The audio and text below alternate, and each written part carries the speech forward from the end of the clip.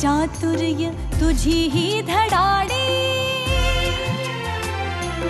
आकाश पाठीवरी झेप वेडी, मनातील स्वप्ने साकार करता तुझ्यातील स्वत्वास येते उभारी. तुझे चांदण्याचे आकाश हळवे, तू पेलून धरतेस क्षितिजा सभाळी. तुझे चंद्र तारे उजळती मनाना, तू सावित्री होतेस. आकाश पेलताना, आकाश पेलताना, आकाश पेलताना, आकाश पेलताना.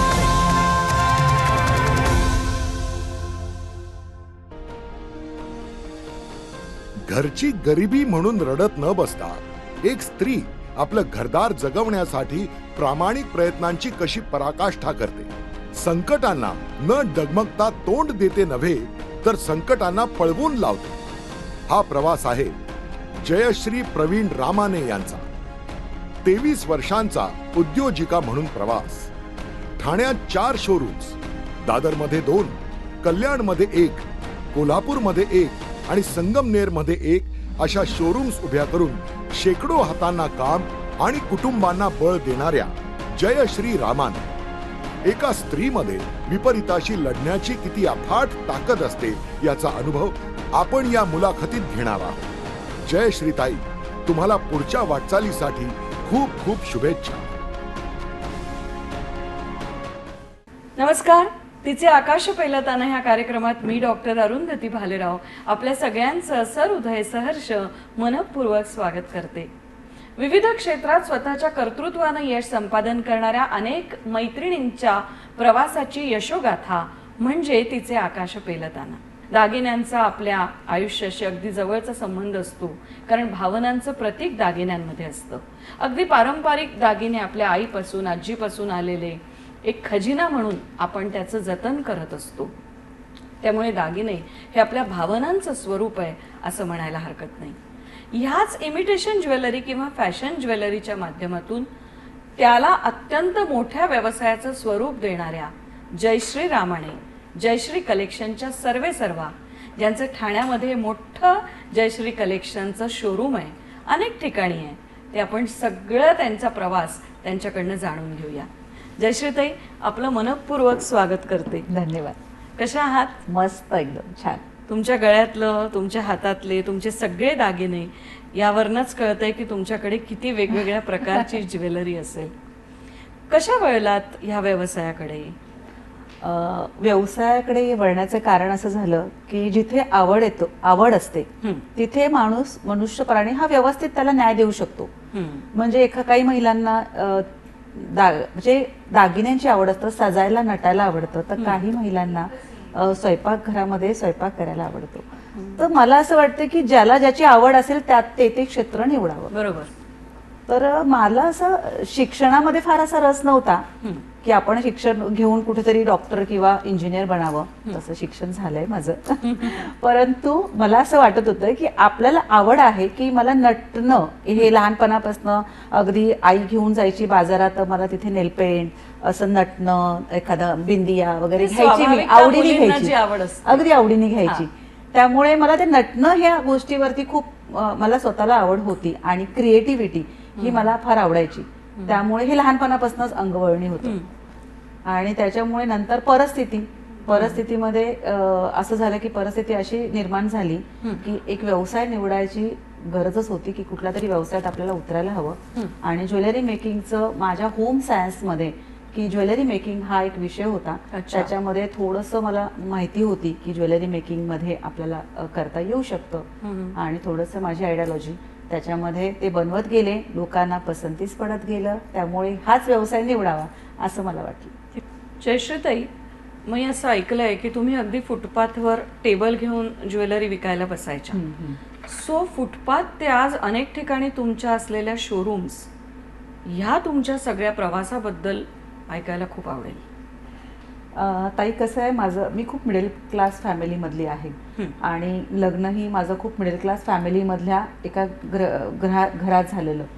त्यामुळे मिस्टरांचा जॉब एक 6-7 महिन्यांनी गेला आणि 6-7 महिन्यांनी गेल्यानंतर खूप काटकसर करून संसार असा ओढत ताडत चालू होता. सासूबाई भाजी विक्रेत्या होत्या, म्हणजे एकदमच बेसिक, काहीच आमदनी अशी घरात नव्हती घर चालवायला असं. त्यामुळे असं विचार करत होते की काय करायला हवं, कारण पदरात 2 मुली होत्या आणि त्याही अगदी लहान.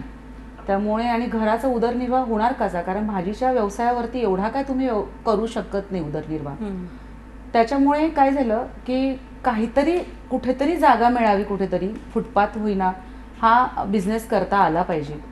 त्यामुळे सहज विचार करत करत चालले होते मुलींना तलावपालीला घेऊन फिरायला आपल्या ठाण्याच्या. आणि तिथे चालता चालता फेरीवाल्यांचे काही स्टॉल्स पाहिले, असे फेरीवाल्यांचे ठेले लागले होते. माझ्या मनात एक हे आलं की आपण का नाही लावू शकत, बिझनेस कुठेही करा काही करा त्याच्यामध्ये कमीपणा कसला असला पाहिजे. तर मग मी तो निर्णय घेतला. मग मी त्या एका दुकानदाराला जाऊन विचारलं, तुझ्या दुकानाच्या बाहेर मी टेबल लावू शकते का रे. तो म्हणाला, ताई 4 ते 9 लावू शकता, 200 रुपये एका टेबलाचे. अच्छा, संध्याकाळी 4 ते 9 लावू शकता, तुम्हाला 4 ते 9 लावायला मिळेल आणि एका टेबलाचे तुम्हाला 200 रुपये द्यावे लागतील. तर मी म्हटलं हा ठीक आहे, हरकत नाही. ती माहिती घेतली, घरी आले. घरी विचार करत बसले की 200 रुपये द्यायचेत. बरं आला आता विषय आला भांडवलाचा पण विषय येतो. आणि ते पर डे 200 रुपये त्यांना रोज द्यायचेत आपल्याला. आणि त्यावेळेस 200 रुपये पण देणं माझ्यासाठी अवघड बाब होती. पण रस्त्यावरती फुटपाथवरती चालू तर करून हो, आपला बिझनेस तर चालू होईल ऍटलिस्ट. जे दागिने मी आज घरात बनवतेय, रात्रंदिवस जागरण करून बनवते, ते TMC ऑफिस, मुंबई महानगरपालिका, नर्सेस, अशा गव्हर्नमेंटच्या ऑफिसेसमध्ये जाऊन विकायची त्यांच्या लंच टाइममध्ये. पण ते किती विकले जातील. पण ते तुम्ही स्वतः तयार करायचे. मी बऱ्यापैकी स्वतः दागिने तयार करायची, बऱ्यापैकी. म्हणजे ते सगळे साचे आणून तुम्ही तयार नाही, मी तारेतलं काम, धाग्यातलं काम, अशा पद्धतीचे कामाचे मी बनवायची. म्हणजे तारेची ज्वेलरी खूप कमी लोक बनवतात, त्यातली मला यायची. त्याच्यामुळे तो एक माझ्याकडचा खासियत होती. आणि जे तुम्ही होम सायन्सला शिकला होता. होय होय, तारेमधलं विणकाम, त्याचं प्रशिक्षण होतं. आणि धाग्यातलं ते जे विणकाम आहे ती नॉर्मली ठुशी धाग्यातली बांधली जायची. कानातले वेगवेगळे कलरचे बनवले जायचे. आणि ज्या शिक्षक वर्ग आहे, आपले TMC ऑफिस आहे किंवा नर्सेस आहेत, यांच्या ऑफिस लंच टाइम मध्ये मी जायची 1 तास. आणि मग लंच टाइम मध्ये सगळ्या अशा गोळा होऊन बघायचे जयश्रीनी काय आणलंय आज. मग ते अगदी गोळका करून ते दागिने हा बायकांच्या आवडीचा विषय. पण हे नेहमी घेणार नाहीत ना दागिने त्या. मग कुठेतरी एक आसरा हवा होता. तर मग तो चौकशी केली जाता जाता. तर त्यांनी सांगितलं अशा पद्धतीने आहे. मग 4 ते 9चं मलाही टायमिंग ऍडजस्ट, म्हणजे दिवसभर घरातली कामं उरकून चालण्यासारखं होतं. तर तसं मी तो निर्णय घेतला की आपण तिथे आजपासून ठेला लावायला सुरुवात करूया. आणि तिथे मी तो टेबल चालू केला. वा. पण मग टेबल जेव्हा सुरू केला तर साधारण किती काळ तुम्ही फुटपाथवरच होतात? मी जवळजवळ ना 5 वर्ष मी फुटपाथवरती व्यवसाय केलाय. काय अडचणी आल्या तेव्हा? एक दिवस काय झालं ताई, मी स्टॉल लावला आणि खूप सारा माल माझ्याकडे त्या दिवशी होता. मी रात्री 3 वाजेपर्यंत जागले होते. सकाळी उठले, घरातली कामं उरकली, परत दागिने बनवले. आणि शनिवार रविवारचा योग आला होता आणि गर्दी होती, प्रचंड गर्दी होती. आणि पूर्ण स्टॉल असा दागिन्यांनी मस्त भरला होता. म्हटलं आज बिझनेस खूप चांगला घरी घेऊन जायचा. आणि अतिक्रमणची गाडी आली आणि माझ्या गर्दीमध्ये माझं लक्षच नव्हतं की गाडी आली, लक्ष ठेवायला पाहिजे होतं आपण. माझं लक्षच नाही राहिलं. अतिक्रमणनी तो माझा थेला अखंड उचलला. सगळ्या गर्दीतल्या बायका लांब लांब पळाल्या. अर्धा माल तो गाडीत गेला आणि अर्धा माल रस्त्यावर पडला. अरे बापरे. आणि तो पडला असताना ना ताई, म्हणजे मला आत्ताही सांगता डोळ्यात भरतायत. आजही तो दिवस क्षणाने आठवला ना तर मला नेहमी रडायला येतं. कारण काय होतं की रात्रभर जागरण करून ते दागिने मी मेहनतीने बनवले होते. आणि त्याला लागणारं जो कच्चा मालाचं भांडवल होतं की त्यावेळेस माझ्याकडे नव्हतं. मग ते तुम्ही कुठून आणायचं? मालाच, कच्चा मालाचं म्हणताय? भांडवल सगळं त्याच्या. भांडवल मी ताई खूप मुश्किलीने गोळा केलं होतं. माझे दागिने होते थोडेफार, आईने लग्नात घातलेले. ते दागिने मी मारवाड्याकडे ठेवले होते. त्यातून थोडेफार, म्हणजे माझे भांडवल फक्त 10,000 रुपये होतं. आकाश पेलताना. म्हणजे एखाद्या मैत्रिणीला जर असा व्यवसाय सुरू करायचा असेल तर अगदी 10,000पासून ती सुरू करू अगदी शकते. अगदी अगदी करू शकते. जेव्हा तुम्ही कच्चा माल घेताय 10,000चा, तो रेडी केल्यानंतर तो माल स्वाभाविक 20,000चा होतो. फक्त त्यासाठी हवी Ready तिच्याकडे करायला- जिद्द जिद्द, आणि तारेचं कला. काम करता आलं पाहिजे, कला असली कला पाहिजे. असणं उगत गरजेचं आहे. पण मग हा जो सगळा, मग ते तुमचे दागिने तुम्हाला परत मिळाले का नाही रस्त्यावर? ना, मग ते दागिने मी भरले. बेचताना मी रडत होते. बायका आजूबाजूचा ग्राहक वर्ग मला समजवत होता. त्यांना सगळ्यांना वाईट वाटत होतं की इनी बिचारीने एवढा स्टॉल लावला आणि हे लोक घेऊन गेले.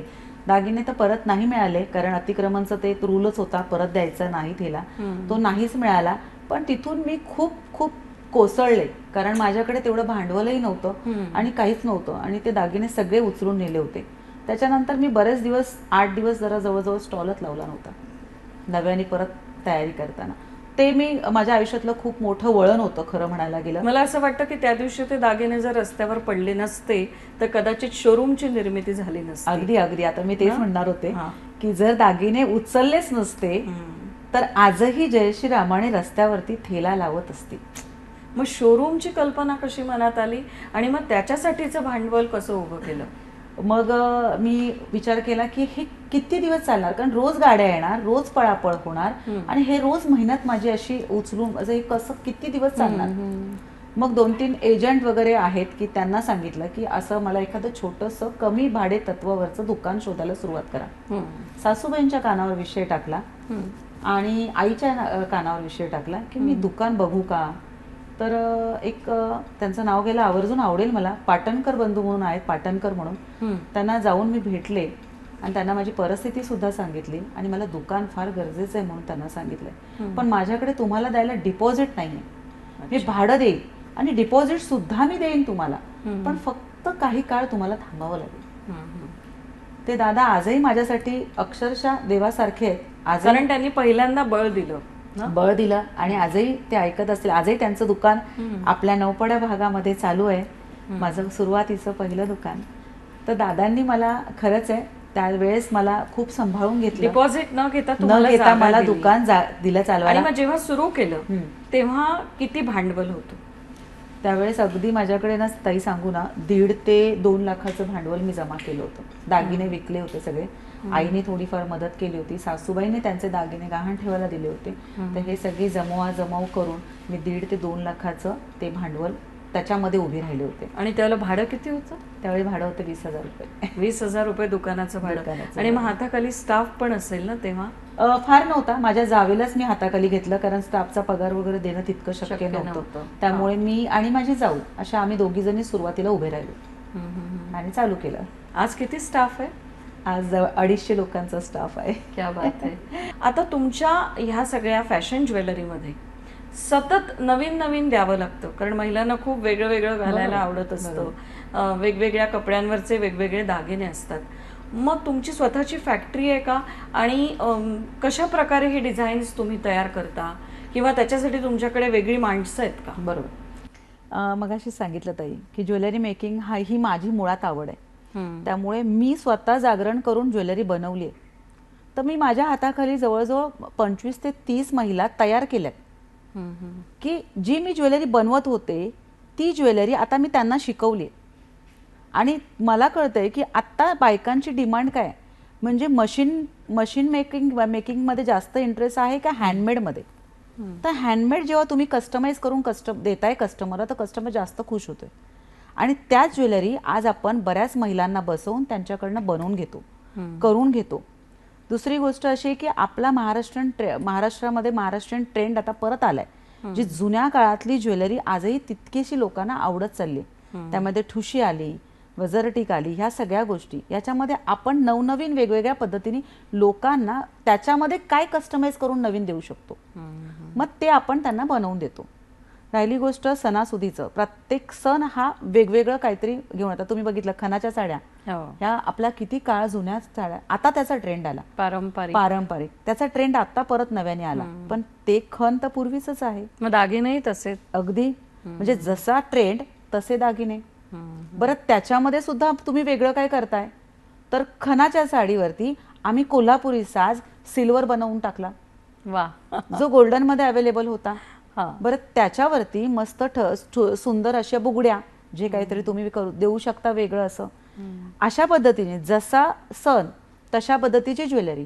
आता नवरात्र येऊन गेली, नवरात्रामध्ये कळलं की 9 दिवसाला 9 दिवसाच्या साड्या घालतात बायका, हो त्या रंगाच्या त्या रंगाच्या 9 कलर्सच्या साड्या घालतात बायका. मग 9 कलर्सची ज्वेलरी त्यांना अवेलेबल केली तर मग अशा पद्धतीमध्ये त्यांना 9 कलरची ज्वेलरी अवेलेबल करायची.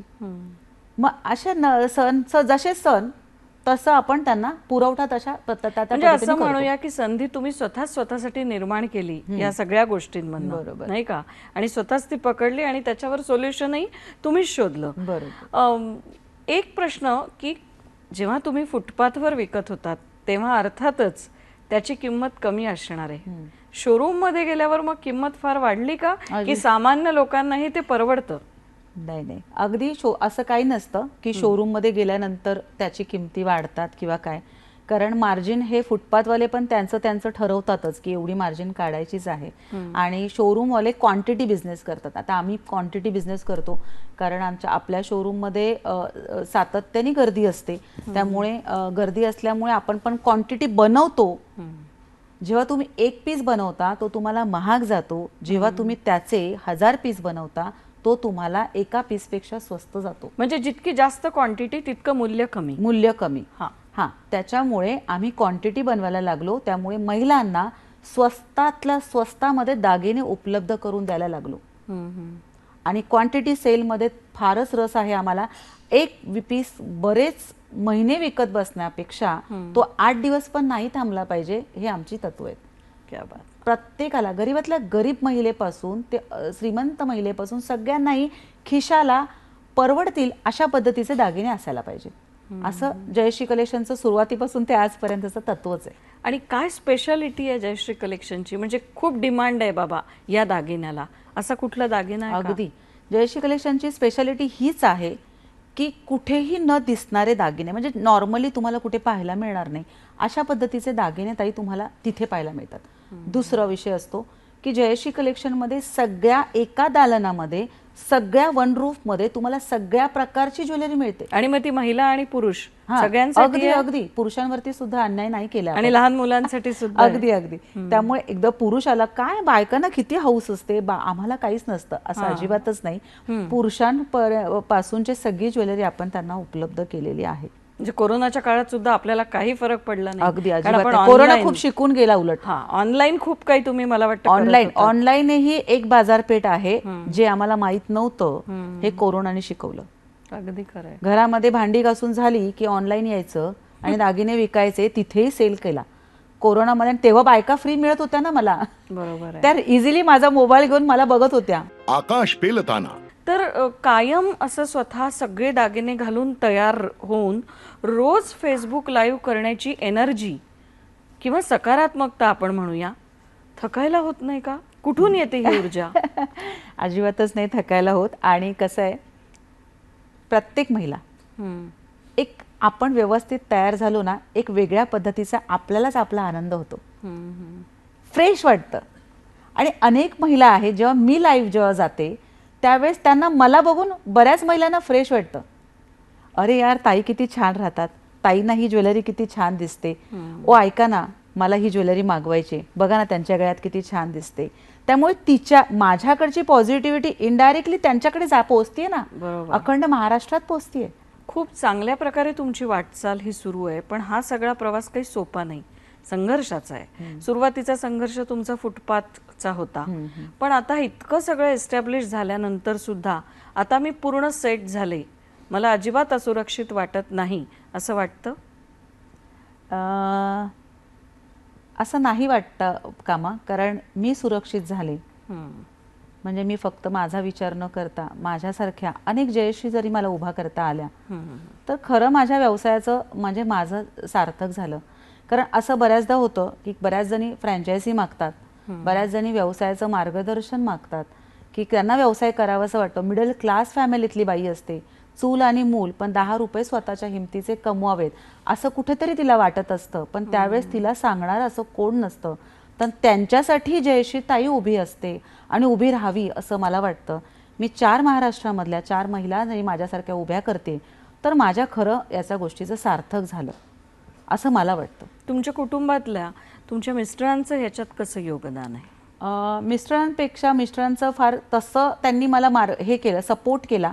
हा त्यांचं मला खूप सहकार्य लाभलं. पण सर्वात जास्त जे सॅक्रिफाईस केलं ते माझ्या मुलींनी. तरी माझ्या मुली फार लहान होत्या. एक होती 3.5 वर्षाची होती आणि त्या दोघींमध्ये फार असं अंतर नव्हतं. त्याच्यामुळे दुसरी होती ती जवळजवळ 4.5-5 वर्षाची होती. त्यामुळे खूप मुलींनी सॅक्रिफाईस केलं. आई खूप त्यांना कमी पाहायला मिळेल, त्यांच्या वाट्याला फार कमी आली. त्यामुळे मुलींनी फार सॅक्रिफाईस केलं. आजही करतात. कारण मला 4-4 दिवस कोल्हापूरला जावं लागतंय, संगमनेरला जावं लागतंय. मी 8-8 दिवस कधी कधी त्यांना दिसत नाही. त्यामुळे आजही त्या सॅक्रिफाईस करतात. तर कुठेतरी घराकडे दुर्लक्ष करून कुठेतरी मला व्यवसायात यश आलंय. पण मी दोन्ही गोष्टी बॅलन्स नाही करू शकले, कारण घराकडे लक्ष दिलं असतं तर आज मी इतकीशी उभी राहिले नसते. बरोबर आहे. त्यामुळे मुलींचं खरंच माझ्या पाठीमागे खूप सहकार्य आहे असं मी म्हणेन. आपण मुलाखतीच्या आता अंतिम टप्प्यावर आहोत. ह्या सगळ्या प्रवासात प्रचंड आनंद झाला असा एखादा क्षण अगदी थोडक्यात सांगा. आनंदाचं सांगू तर मी 3 मजली शोरूम भाडेतत्वावरती घेतलं होतं. त्याला खर्च केला, फर्निचर केलं, दुकान चालू झालं आणि जवळजवळ 8 ते 10 दिवसामध्ये बँकेची लोक त्याला टाळा लावण्यासाठी आले होते आणि त्यांनी सांगितलं तुम्हाला उद्याच्या उद्या हे शोरूम तुम्हाला खाली करावं लागेल, कारण तुमचा जो मालक आहे त्यांनी तुमचं हे शोरूम दुकान आमच्याकडे गहाण ठेवलेलं आहे, त्याची मुदत संपलेली आहे, त्यांनी तुम्हाला सांगितलं नाही का? म्हटलं नाही सर, आम्हाला नाही माहिती. तर म्हणाले की तुम्हाला हे दुकान खाली करावं लागेल उद्याच. आमच्या त्याला काय एक शब्द आहे दुकानाचे, येऊन ते टाळा आणि सील वगैरे लावतात, त्याला कस्टडी त्यांच्या ताब्यात घेतात. त्यांनी सांगितलं ताई तुम्ही महाराष्ट्रीयन दिसताय, मराठी बाई आहात आणि आपलं त्याच्यामुळे आम्ही तुम्हाला आधीच सांगतोय उद्या येऊन लावलं तर आतला माल आतमध्येच राहणार, तो तुम्हाला बाहेर काढता येणार नाही जोपर्यंत निकाल लागत नाही. आणि त्यावेळेस खरी मला हे इतकं वाईट वाटतंय ताई आत्ताही सांगताना, की मी काचापासून सगळं काढत होते, दागिने काढत, पण सजवायला दुकान 8 दिवस गेले होते. त्याच्या पुढचे 8 दिवस फक्त दुकान चाललं असेल, सजवायला 8 दिवस गेले आणि उतरवायला दुकानाच्या प्रत्येक एम्प्लॉई रडत होता. मी तर केबिनमध्ये दुकान बंद करून प्रचंड रडले होते त्या टायमाला. कारण स्वप्न पाहिलं होतं ना मोठं. 3 मजली शोरूम घेतलं, त्याला डागडूग केली, ते सजवलं, सजवल्यानंतर चालू झालं आणि उद्या जर मी हे 12च्या आतमध्ये सामान खाली नाही करत आहे ते लॉक अँड की मध्ये किती वर्ष जातील माहित नाही, ते मला खाली करायला सांगितलं होतं. आणि मग काय झालं पुढे? मग त्याच्यानंतर मी त्या बँकेचे त्यांचे जे आहेत केडी मोरे म्हणून चेअरमॅन आहेत, तर त्यांनी माझ्यापर्यंत एक निरोप पोचवला. त्यांनी सांगितलं एक काम करा, ती मराठी बाई आहे. तर म्हणे हां. तर ती व्यवसाय व्यवस्थित करते म्हणे, तिच्या दुकानात नेहमी गर्दी असते, प्रचंड आतमध्ये शिरता येत नाही हो साहेब. म्हणे आपण तिला सपोर्ट करू, तिला विचारा जे त्याचे लोन आहे ते तुम्ही तुमच्या अंगावर चढवून घेता का? अच्छा, म्हणजे ज्याचं दुकान आहे तो विकायला तयार आहे, तो विकायला तयार आहे. आणि ते जे आमच्याकडे मॉर्गेज आहे, त्यांनी जे लोन घेतले जो तो फेडू शकला नाहीये, तर त्या बाईंना बोलवा, त्या बाईंना म्हणा तुम्ही तुमच्या अंगावर घेऊ शकता का? तर एक करोड आहे ना, करोड हा शब्दच माझ्यासाठी खूप मोठा होता. पाहिलंच नसेल कधी. मी कधीच नाही. शून्य आता विचारलं तरी 5 मिनिटं थांबावं लागेल मला शून्य सांगायला तुम्हाला. करोडोचा खेळ होता तो सगळा. आणि ते अगदी स्वप्नच होतं माझ्यासाठी की इतकं मोठी ऑफर आणि ते मला जमणार आहे का? कारण घरात कुठला सपोर्ट नाही, भाजी विक्रेती सासू आहे आणि नाही सांगितलं तर हे सगळं नुकसान. आणि हो म्हटलं तर फेडायचं कसं? त्यांना जाऊन भेटले तर मला म्हणाले काय ताई तुम्हाला आम्ही सपोर्ट करायला तयार आहोत, बँकेचं त्यांचं अमुक लोन आहे पण करोडोत आहे, तुम्ही तुमच्या नावावर आम्ही द्यायला तयार आहोत, चढवायला तयार आहोत, तुम्ही तयार आहात का? तर थोडा पॉज घेतला, विचार केला, कारण त्यावेळेस थोडीशी अमाऊंट पण त्याला द्यायची होती. मालक सुद्धा तयार होता तो, की मालक म्हणाला की मी विकायला तयार आहे तुम्हाला. त्यावेळेचा तो सौदा होता 3.25 करोडचा, 3.25 करोडचा. आणि बँकेचं लोन होतं 2.75 आणि वरची अमाऊंट त्यांना देणं होतं. मग ती सगळी जुळाजुळव करू आणि तुम्ही घेतलं ते दुकान घेतलं. क्या बात आहे. खरंच खूप आयुष्यातली खूप सुंदर मोठं असा हा आनंदाचा आहे क्षण आणि म्हणाला. चॅलेंजिंग क्षण आहे. जयश्री, तुमच्या बरोबरच्या गप्पा संपूच नाही असं वाटतंय. तुमच्याकडे पाहून मला अगदी उत्स्फूर्तपणे म्हणावंसं वाटलं, सर्व मंगल मांगल्ये शिवे सर्वार्थ साधिके शरण्ये त्र्यंबके गौरी नारायणी नमोस्तुते. तुमची ही जी अफाट ऊर्जा आहे, जीवनाकडे विनविन पद्धतीनं बघण्याचा तुमचा दृष्टिकोन आहे आणि कितीही कोसळलं तरी हरायचं नाही, पुन्हा हिमतीने उभं राहायचं, हे सगळं पाहिल्यानंतर म्हणावंसं वाटतं, प्राजक्त गंधउरी साठवावा, श्वासात नवा उत्साह संचरावा, गवसावी तुम्हाला रोज क्षितिजे नवी नवी, जीवनात राहू दे हर क्षणी टवटवी. आज तुम्ही आमच्या स्टुडिओत आलात आणि आम्हाला एक खूप ऊर्जा दिली, त्याबद्दल तुमचे मनापासून आभार. धन्यवाद. मंडळी, या आहेत जयश्री रामाणे. मंडळी, जेव्हा करायची इच्छा असते आणि आपण करायचंच आहे आपण ठरवतो, तेव्हा यश समोरून आपल्याकडे चालत येतं. फक्त त्यासाठी हवी असते जिद्द आणि प्रयत्नांची पराकाष्ठा. आज जयश्री रामाणे यांच्या मुलाखतीतून हीच गोष्ट प्रामुख्यानं जाणवली. थांबतोय, आपली रजा घेतोय, पण अर्थातच वेळ आली आहे DP म्हैसकर फाउंडेशनच्या अध्यक्षा सुधाताई म्हैसकर यांचा मोलाचा कानमंत्र ऐकण्याची. तोपर्यंत धन्यवाद. जयश्री, आपले मनापासून आभार. धन्यवाद. मैत्रिणींनो, उद्योगामध्ये नवीन उद्योग करणाऱ्या मैत्रिणींसाठी ही आपण आकाश पेलताना ही नवीन सिरियल सह्याद्री वाहिनीवर सुरू केली आहे. आकाश पेलताना हे आपल्याला म्हणायला सोपं वाटलं तरी वास्तवामध्ये खूप कठीण आहे. कारण आकाशाचा एवढा मोठा व्याप आपल्या डोक्यावर आपण पेलून धरणं हे तेवढंच कठीण आहे. पण आपल्या व्यवसायामध्ये डगमगून न जाता नवीन व्यवसायामध्ये सुरुवात करायला आपल्या मनामध्ये प्रचंड उत्साह असणं महत्त्वाचं आहे. त्यासाठी सगळं लागणारी तयारी ही आधी तयारी करून मगच व्यवसायाला सुरुवात करणं हे सगळ्यात महत्त्वाचं आहे. ते तुम्ही लक्षात ठेवलं की आकाश पेलून तुम्हाला आरामात घेता येईल आणि तुम्ही तुमची प्रगती पुढे नक्की चालू करू शकाल याची मला खात्री आहे. तुझे चांदण्याचे आकाश हळवे, तू पेलून धरतेस क्षितिजा सभाळी.